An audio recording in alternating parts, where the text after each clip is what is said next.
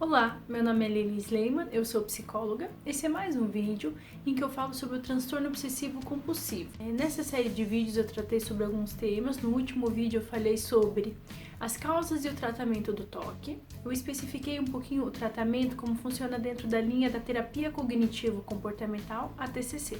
Neste vídeo eu vou oferecer mais algumas técnicas e ferramentas que essa linha proporciona e possibilita para o paciente enfrentar as obsessões. Uma das ferramentas é a técnica das duas alternativas, na qual a gente pode imaginar uma pessoa que tenha um toque de contaminação, então tem uma preocupação muito grande em se contaminar, acaba tendo comportamentos de evitação, de evitar alguns, por exemplo, meios de transporte públicos, e a pessoa realmente acaba tendo um prejuízo por conta disso. A gente pode falar para essa pessoa e imaginar que a gente tem duas teorias, a teoria A e a teoria B.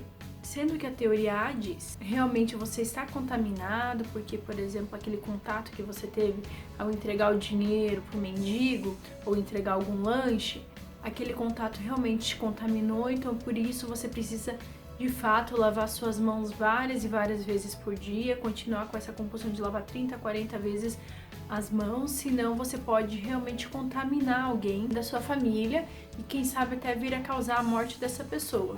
Você realmente precisa continuar com essas lavagens, com essas evitações, porque você tem a possibilidade real e a responsabilidade de ter contaminado alguém da sua família ou de contaminar alguém da sua família, então você precisa continuar com essas lavagens pelo resto da sua vida. Temos também a teoria B, a qual explica que você, de fato, é uma pessoa muito sensível e a forma com que você reage a esses medos, a ideia ou a possibilidade de estar contaminado, acaba tomando muito espaço na sua vida, então você acaba reagindo de uma forma que compromete toda a sua vida.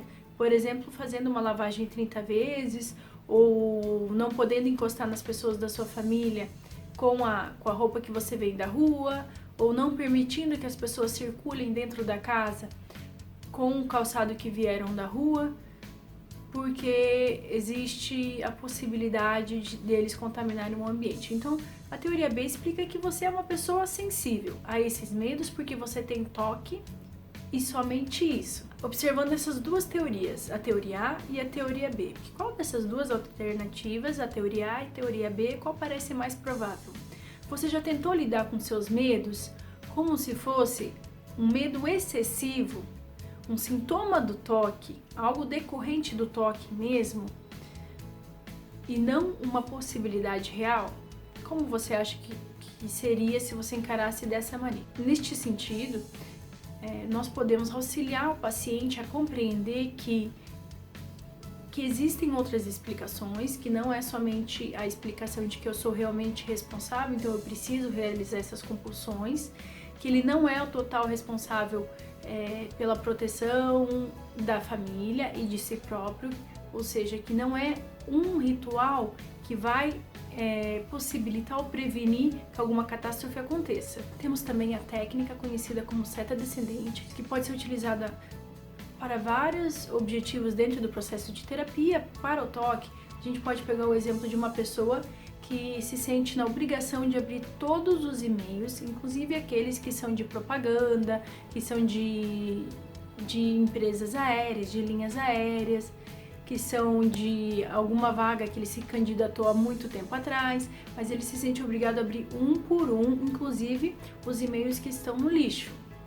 Então a gente pode fazer algumas perguntas no intuito da pessoa perceber o que de mais grave vai acontecer se ele não fizer aquilo que a obsessão está mandando.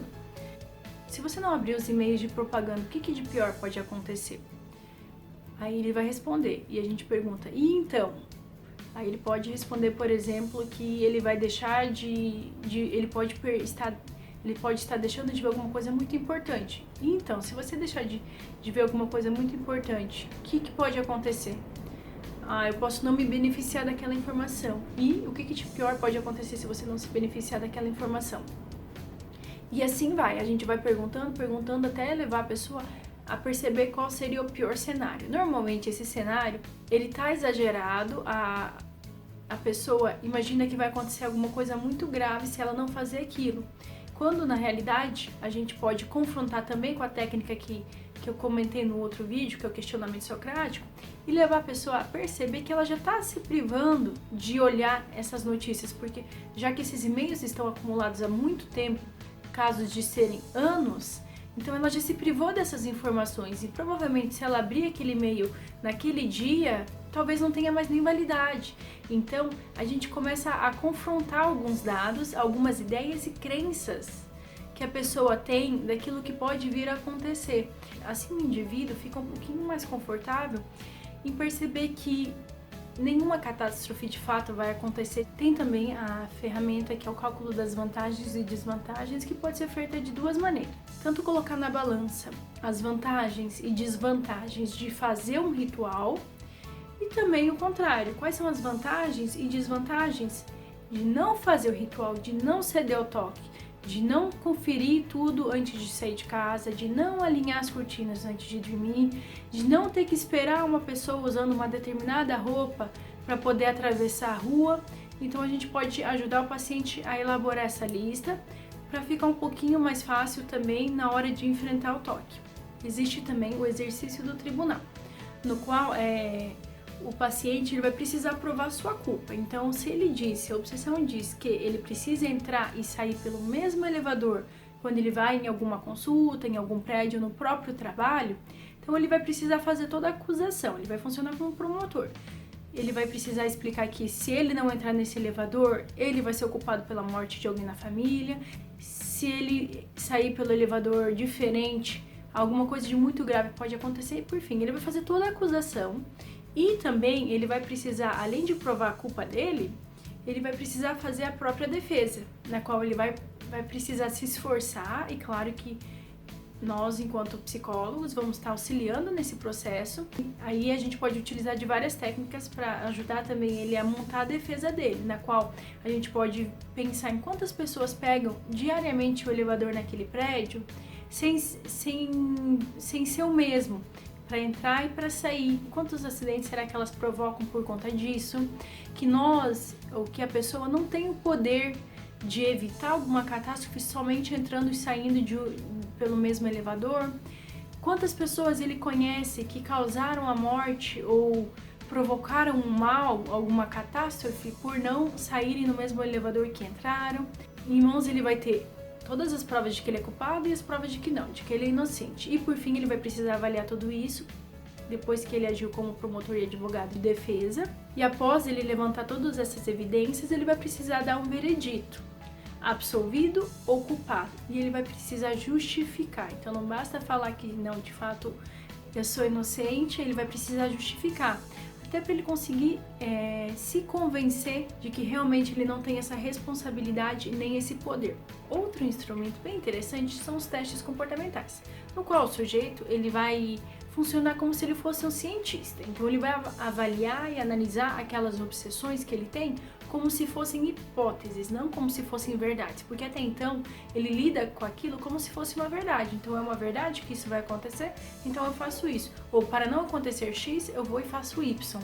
Então ele vai tratar esses pensamentos catastróficos que ele tem como se fossem hipóteses, no qual ele vai testar e verificar quais são as evidências a favor daquele pensamento e quais são as contrárias. Ele vai ver o que se confirma, o que não se confirma. Você precisa virar o chinelo, senão a sua mãe vai morrer. Então a pessoa faz um teste, claro que vai ser muito ansiogênico, vai causar uma ansiedade mesmo, mas a pessoa faz o teste. Então ela vai dormir um dia com o chinelo desvirado para ver se vai acontecer alguma coisa. Ela vai ver que nada vai acontecer. Ou a obsessão diz que você precisa todos os dias conferir a porta de casa antes de dormir. Então ele vai tentar dormir um dia sem conferir e vai ver o que acontece. Vai ver que provavelmente nada vai acontecer. Até porque quando ele chegou, provavelmente ele já trancou a porta. Ou a obsessão diz, não pode pisar na linha, senão vai acontecer alguma coisa. Vai fazer o quê no teste comportamental? Como se fosse uma hipótese, ele vai testar aquela hipótese se realmente quando a gente pisa numa linha, se realmente a gente causa alguma catástrofe ou algum acidente. Vai fazer de propósito e vai ver se confirma ou não. Se não se confirma, ele vai perceber que de repente dá para começar a descartar essas ideias, esses pensamentos catastróficos. E para finalizar, uma técnica que é muito utilizada são os cartões de enfrentamento. São alguns lembretes que a gente, junto com o paciente, vai fazendo, com algumas frases, com algumas conclusões que ele chega em terapia, com base em todas aquelas técnicas que ele já fez. Ele pode chegar a algumas conclusões, ele pode anotar num cartãozinho de bolso mesmo. É importante ele ter sempre acessível esse cartão. Ah, não quero carregar o cartão, tudo bem, no celular. Você pode anotar ali em notas ou fazer o cartão e tirar uma foto e ter com você. Esses cartõezinhos vão ter alguns lembretes, algumas frases que o paciente pode usar, pode recorrer a eles quando estiver enfrentando o toque, quando ele se propõe a não ceder ao toque. São algumas frases como, por exemplo, pensar não é cometer, isso é toque, ou algumas frases elaboradas com base em todas as outras técnicas, em conclusões que ele chegou com base em todas aquelas outras técnicas. E ele vai assim perceber que a probabilidade desses medos acontecerem são muito pequenas, quando não nulas. Essas foram algumas técnicas. Para finalizar, eu gostaria de ressaltar que aproximadamente 70% das pessoas que fazem o tratamento na linha da terapia cognitivo-comportamental tem uma melhora muito significativa, e metade dessas pessoas conseguem eliminar os sintomas. A TCC ela é eficaz, inclusive em pacientes que não respondem ou que respondem parcialmente à medicação. Então, se você tem toque ou conhece alguém que tem toque, essa é uma terapia que pode ajudar bastante. Não faz sentido continuar sofrendo por alguma coisa que tem tratamento, que você pode se beneficiar, pelo menos tentar. Qualquer tratamento que esteja disponível, principalmente o tratamento que tenha uma comprovação científica. Muito obrigada pela sua atenção. Qualquer dúvida ou sugestão você pode deixar aqui nos comentários. E nos vemos no próximo vídeo. Até lá!